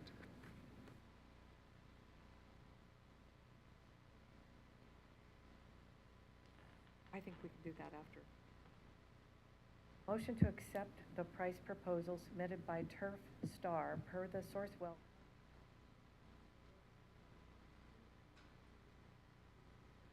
And authorize the city staff to purchase the mower. Mayor. I had a question first. We need a second We need a before we second. discuss I it. just- Second before we discuss it, or, Go ahead. Second. okay, it's been. Much pressure. Accept the price proposal submitted by Turf Star per the Sourcewell contract number 031121-TC3.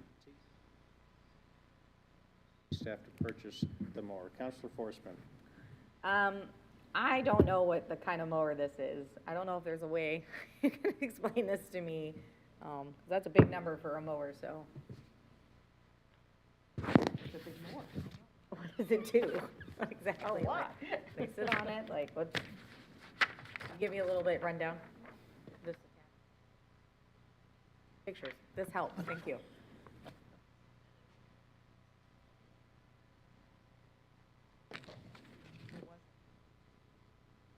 Wasn't in the packet.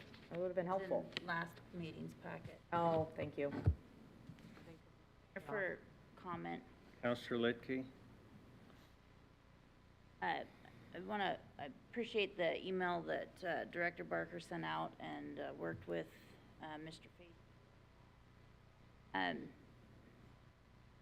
don't know that I can support the motion this evening because of looking through the, not that I don't think we need new equipment or to keep things updated. Obviously, we want things to work and for the safety of our employees, but looking through the green spaces that we manage as a city, I think there may be a little more creative way to get the cost of this mower to be covered.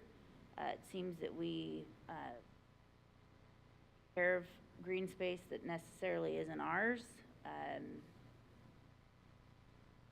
Again, they're coming up in the agenda where we will be asked to spend money, and I'm just wondering if, because the wait time on this is about a year, that we not take a minute to figure out if we can fund it in a way that does not cut into budget and actually possibly cover some additional costs that have been almost doubled or more than doubled projects within Parks and Rec. So I would like a little more time to explore how to, again, we're heading into a budget and we've got some work to do, and we're asking a lot of our residents, and I think it's time for us to.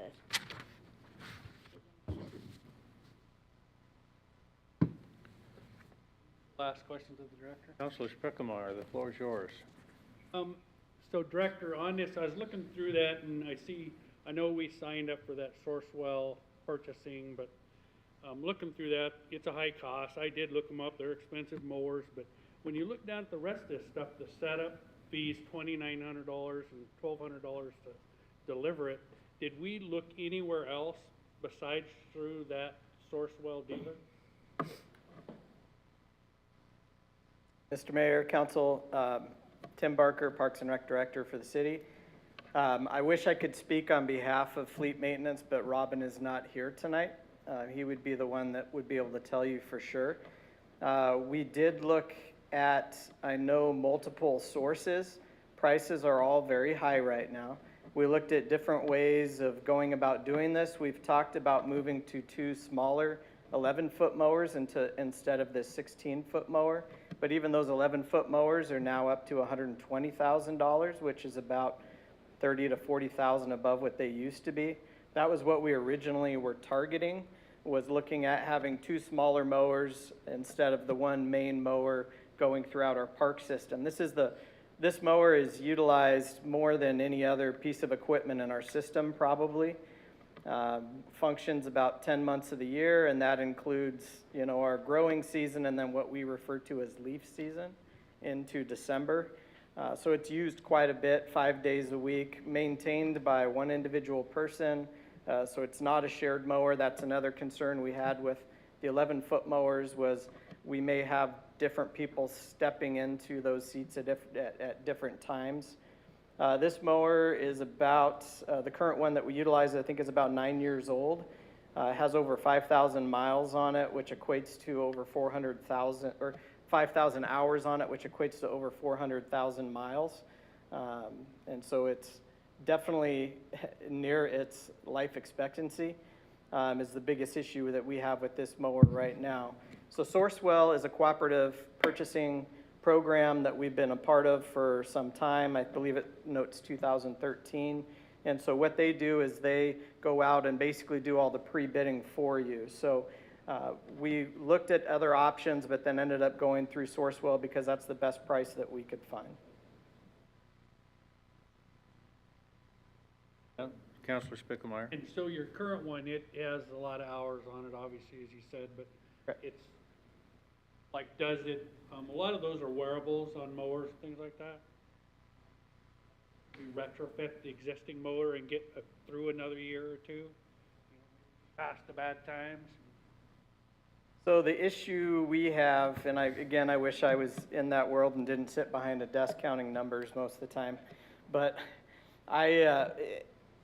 the big issue we run into is towards the end of the life expectancy of a lot of these pieces of equipment, you end up paying more for replacement parts, fixing them, than we do for our replacement costs and our general maintenance. So most all of our equipment, as you saw from our spreadsheet, we pay both a monthly maintenance fee and a monthly replacement cost for these pieces of equipment. And so I understand the concern with the budget. At the same time, there's been money stockpiling in the back to be able to pay for these pieces of equipment. Something else we decided to do when we saw the cost of this is we also had a dump truck planned for purchase, and you'll see that in the cover letter that I provided too, that we've foregone that. When we need a dump truck, we'll lease one for those needs and not replace another vehicle that we had planned to replace. So we've already shifted some things to try to make this work as best we can, because it is the most used piece of equipment that we have in our system. Councilor Forsman. You may or may not be able to answer this. Do you know how long they typically last for mileage? When they kind of start to die out? So typically you want to start replacing them around 4,000 miles, or 4,000 hours is when you want to start replacing them. So we've already exceeded that by another 1,000 hours. And we have another year before we would be actually replacing it. Mr. Mayor? Councilor Towsley. Yeah, of the grounds that we have like 170 acres? We have about 181 developed acres that we maintain. And how much of that is actually owned by the city? Boy, you're really testing me. About half of our maintained spaces are owned by the city, but I would probably say maybe 60% is city-owned land. But 13 of the 26 sites that we maintain are city-owned property and not leased. And at this time, we're not getting any help from those owners of those properties? Yeah, so owners of those properties are Army Corps of Engineers, Bureau of Reclamation, those type of partners. We do have a joint use agreement with the Boys and Girls Club, so we do mow the big field at the Normal Hill, the campus that they use for their soccer fields, but we do that in lieu of being able to utilize their facilities.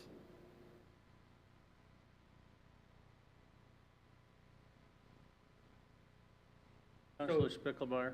I have a question, I guess, for Councilor Lidke. So is that where you were talking about with the shared costs with those other federal agencies? ITD is some of that as well. Locomotive Park is essentially the ITD area, and then some of the median spaces in North Lewiston, as the entrance to Lewiston is ITD. I guess it's a timing thing for me. Again, we've been hit with a catastrophe, and I would like to figure out how to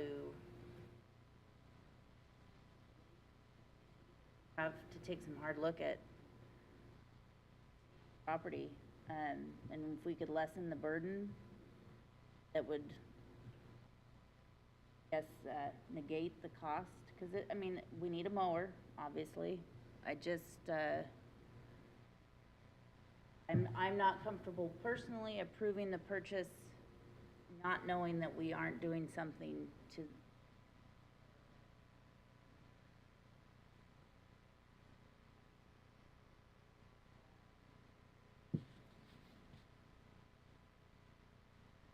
Council, I'm just going to wait a minute here and see if our Councilor Kleberg would like to weigh in on Mr. this. Mayor?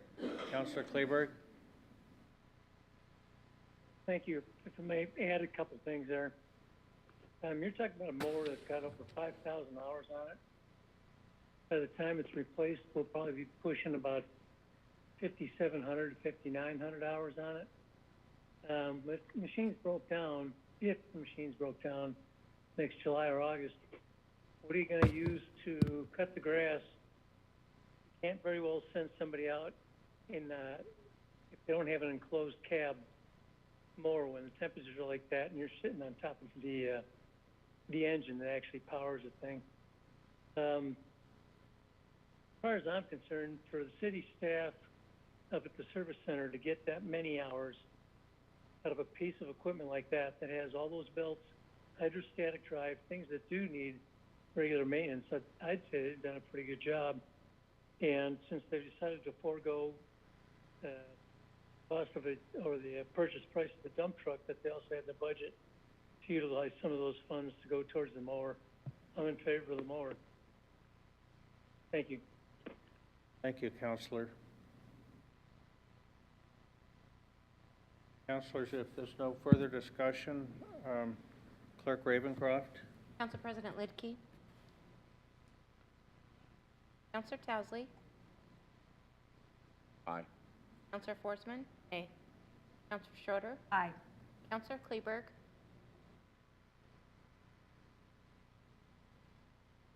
Aye. Councilor Spickelmeyer. Aye.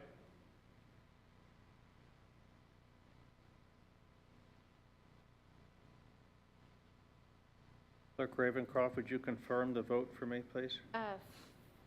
3-3. I'm sorry. Lidke.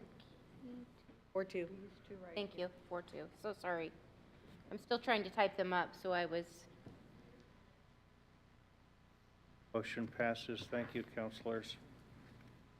Thank you, Carrie. Thank you, Director. That brings us to item G. This is why we're all here tonight. Sunset Park We should reverse This is the moment.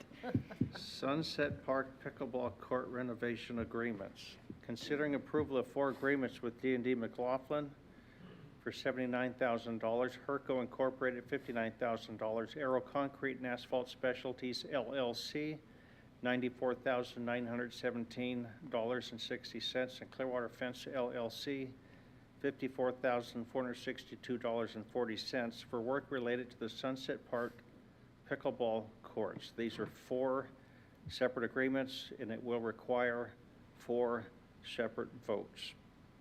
Councilors, do you have any questions for Director Barker, or we'll get down to business? Mayor, Councilor Forsman? just a comment. Appreciate all you guys putting your efforts in. To me, that just shows when you want something, you make it happen.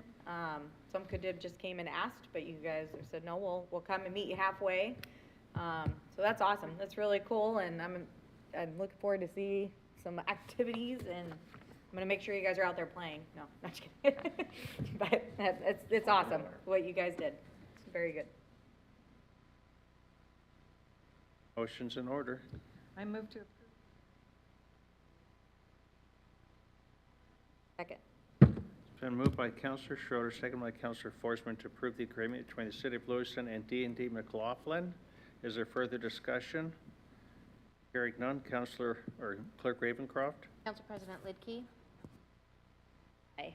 Councilor Towsley. Aye. Councilor Forsman. Aye. Councilor Schroeder. Aye. Councilor Kleberg. Aye. Councilor Spickelmeyer. Aye. Motion passes. Thank you. Councilor Forsman? Motion to approve the agreement between the City of Lewiston and Herco.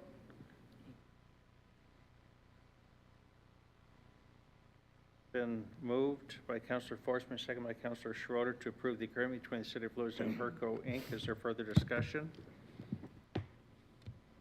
Hearing none, Clerk Ravencroft? Council President Lidkey. Councilor Towsley. Aye. Councilor Forsman. Aye. Councilor Schroeder. Aye.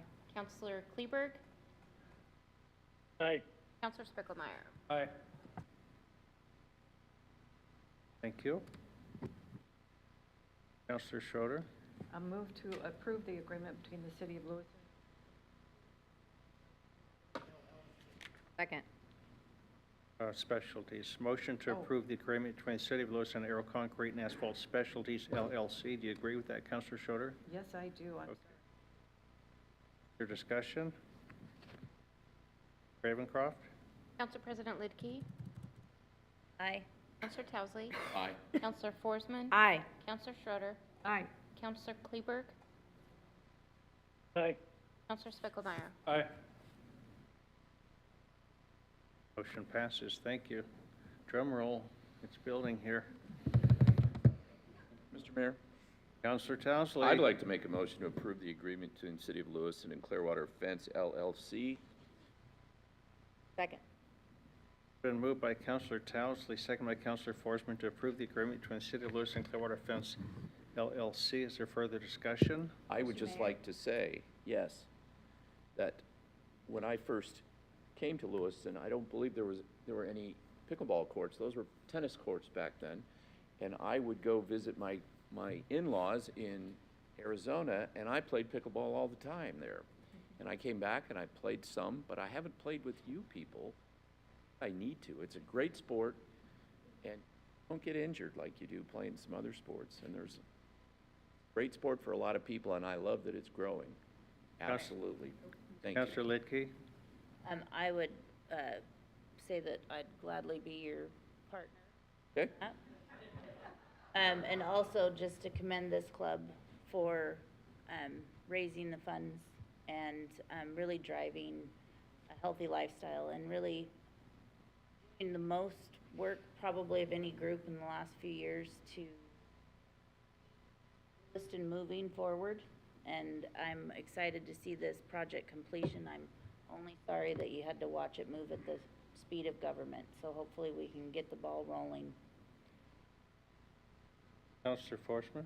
Just for the public, with approving this, this group worked hard, just so the public is aware, to meet the funds so that they could get this done. And so saying no to this would have, I think, been an insult to all the hard work that they put into this. And so I'm happy and honored to see this hopefully come to fruition very soon. Starting tomorrow. Councilor Spickelmeyer? I have to agree the same with them. I think if the group hadn't come up with the money and put so much effort, I'd have been very reluctant. But like the others, I might have to go give it a try. Job. Clerk Ravencroft. Council President Lidkey. Aye. Counselor Towsley. Aye. Counselor Forsman. Aye. Counselor Schroeder. Aye. Counselor Kleber. Excuse me. Aye. Counselor Spiegelmeier. Aye. Motion passes. Thank you, counselors, and thank you, Pickleball Club, for your support. We got a lot of work to do.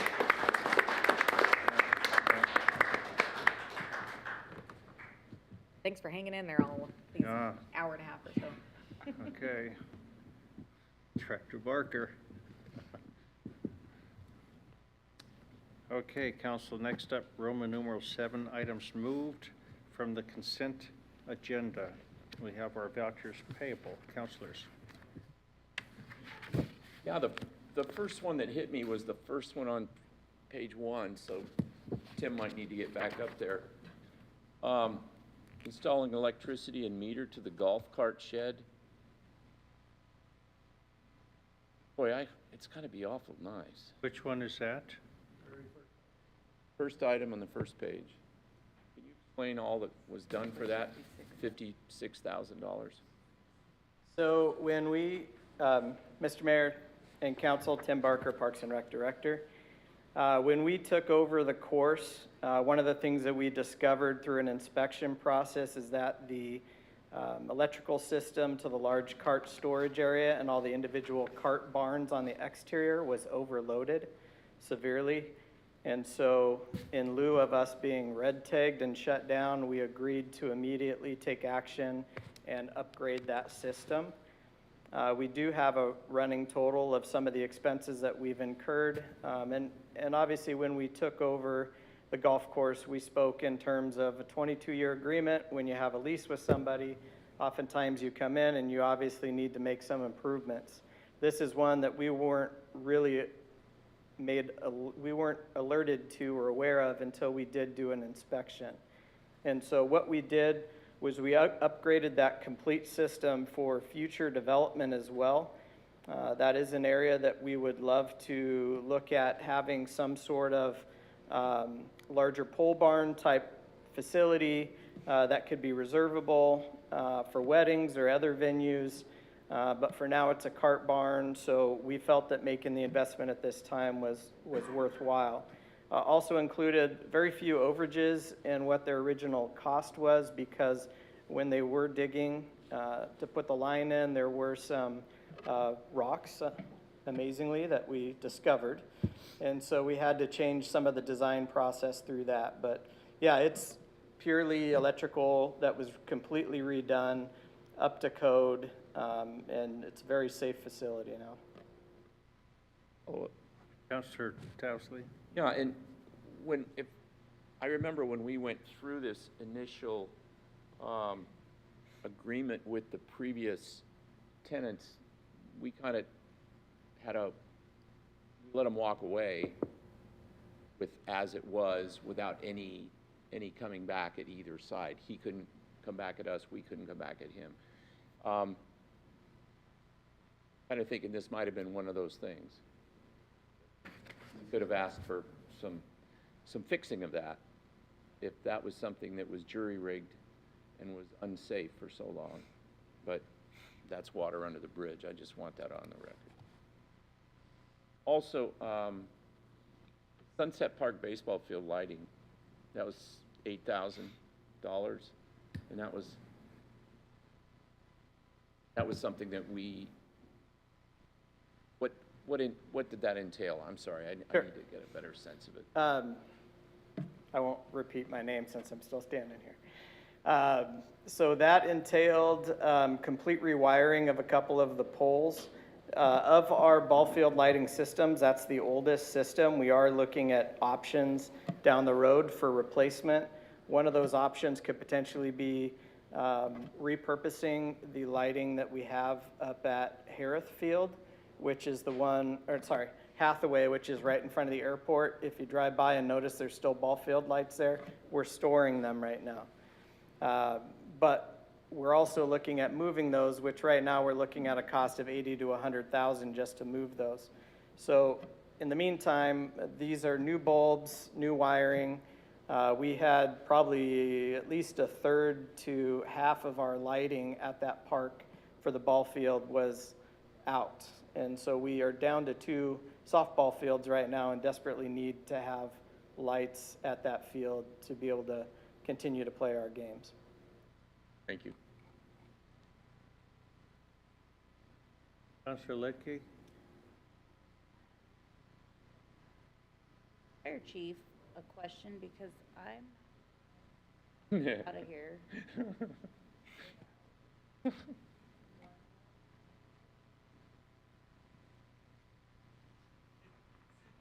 Good night, guys. Thank you. Thank you.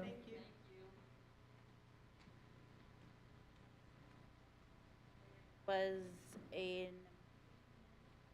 I lost it, but it was a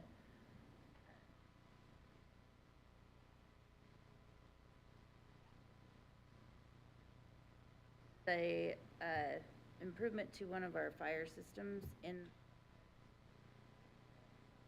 If there was any systems, that would be handled by facilities. Facilities runs all the systems in the station, so that would actually be under Mr. Barker and not mine. I was like, dang it. Chief Michael Buss, please introduce yourself for the record. Pass the buck. Travis Michael Buss, Fire Chief. Okay, well, Yeah, no, if it is a system, we only have one system in one of the fire stations, and that's Station 2, and it does have a sprinkler system in the living area and alarm system. And there may have been some updating to that because that is, remember, a 30-year-old station, so that would be my guess. The other stations only have smoke alarms in them and no other fire suppression system.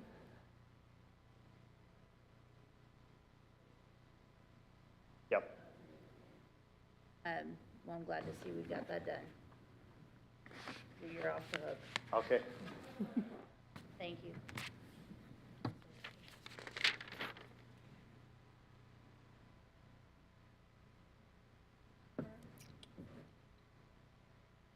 Councilor Lidkey? Like to approve payable. Been moved by Councilor Lidkey, second by Councilor Schroeder to approve vouchers payable. Is there further discussion?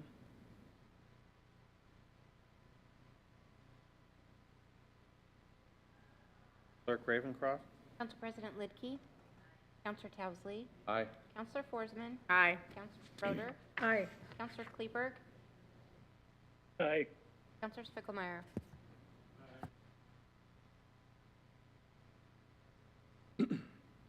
Thank you, councilors.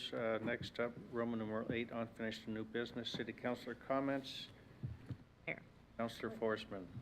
I'm gonna just highlight a couple of businesses, new businesses, with Love and Lashes, for the ladies that like their lashes done. That's something you can check out. Just ladies? Just, well, fine, I guess if you wanna do it as a meal too. The other one, I think was Jitters Coffee near the burger joint in the Orchard. Huh? Thank you, Zips. You could go there, they have some bagels and snacks.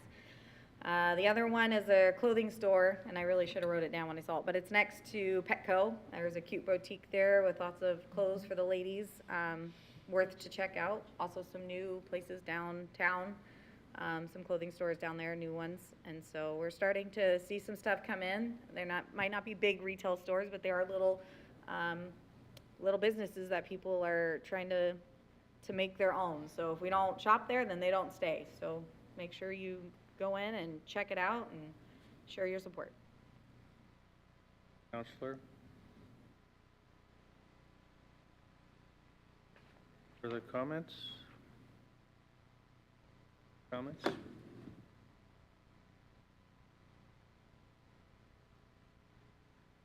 Boards and commission updates? Councilor Forsman? Sorry, here I go again. Wow, we had the Parks and Rec meeting this last Wednesday. Yeah. Just talking about a lot of new things and whether we maybe want more shelters or also online. We got shown an online tool to be able to sign up for classes for your kids or Mothers for Tea, all kinds of different events that the Public Works Department puts on, not Public Works, excuse me, Parks and Rec. So that'll be, I don't know if it's live yet, but it should, yes, it's live? Yes, it's live. So check it out. Let them know if you can't navigate it. I'm sure they can help you out. You can also come in, for those that still just are having a hard time navigating the website, you could go into Parks and Rec like normal and still sign up for those events. But for those that are busy and need to do it online, it is there.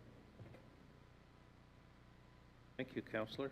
Really appreciate that. Counselor Towsley. Thank you. Last week, the library board met, and I'm happy to be liaison for that. And one of the things that I shared with them was that there was a group who had come in about moving their business from Southern California here to the Valley, and the Valley Vision had decided that one of the things that they could do was to show them around in the Valley, and one of the first place they came to and had a meal for them was here at the library. And they were bowled over by that, and it was a very positive thing. I don't know what will come of it, but Terry Chavez just shared that that was an incredibly powerful thing. This is a facility that I get to come to a lot. My 11-month-old grandson was here, I believe, yesterday morning picking out new books. He loves coming here too. If you do not use the library, I hope that soon you will come and be a part of this facility. It's a wonderful place, and it needs more people here. I love seeing it when it's busy or when it's not. And you don't have to be super quiet to be here. Thank you. Thank you, Counselor. Shushing. Okay, we will move on to mayor comments. And I'd like to share a couple. First of all, last week was National Police Week, and we didn't get a chance to honor Chief Cusick and the men and women who service in uniform. And so I just want to share a couple of things here for the record. National Police Week is celebrated every year in the United States during the week of May 15th. It was created in 1962 after President John F. Kennedy signed Public Law 87-726.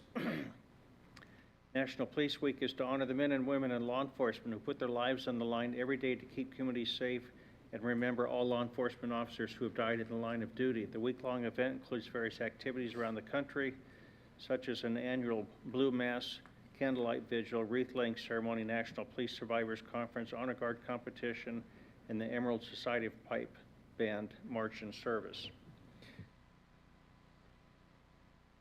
LPD last week, as they do annually, honored their 5 officers that have been lost in line of duty, as well as the numerous officers around the country. And they celebrate that as they do. Again, the ceremony was last Thursday, May 18th at 1000 hours at their memorial. Chief Cusick wrote here, personally, I want to thank all the officers at LPD that ensure this community is safe and secure no matter the obstacle. I have watched everyone working tirelessly around the clock to make Lewiston a community worth calling home. There are so many areas around the country that would be fortunate to have the type of outstanding police department we have. So that's a very high award of words, if you will, for his staff, and we're very grateful for that. I will tell you also that last week I was asked to go look at something, and you know, normally I go alone, but I didn't know if I should do it this time or not, and I asked Chief Cusick and Captain Fuentes to accompany me, and they did, and we went and investigated a situation, and then we went to a second location to look at something related to the reservoir failure recently. So I would just like to thank Chief Cusick and his staff at the Lewiston Police Department for all that they do for our community. So Chief, thank you very much for all that you do.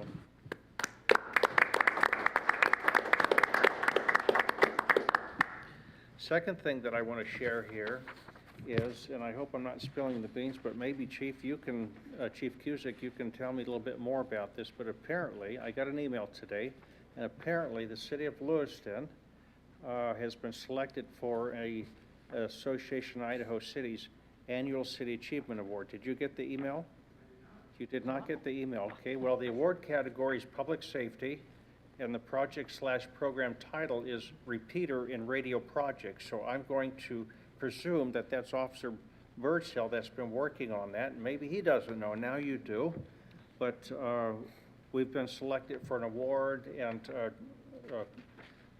Clerk Ravencroft has the information on that, but it looks like there's a couple of meal tickets that go along with that. So you'll have to talk to someone in your department, I don't know who, because Dustin Johnson doesn't own up to it, but yeah.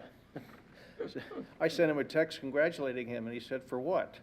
So, yeah. But anyway, congratulations, Chief Cusick, and we'll learn more about that tomorrow. Item D, we don't have any advisory board and commission appointments. Item E, Councilor Towsley. Thank you, Mr. Mayor. I would like to have Valerie Warren come back to talk to us about deferred maintenance and possible scenarios of things that we could do to try to get a handle on the budget in a better way. And I would like that to be at the July work session if possible.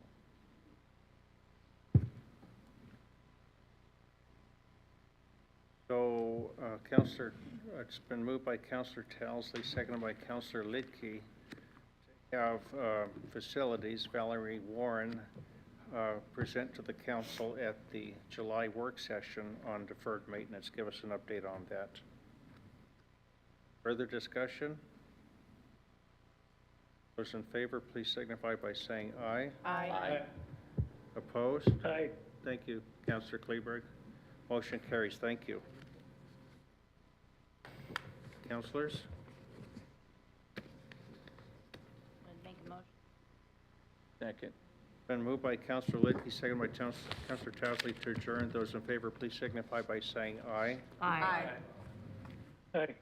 Opposed? Motion carries. We are adjourned. Thank you.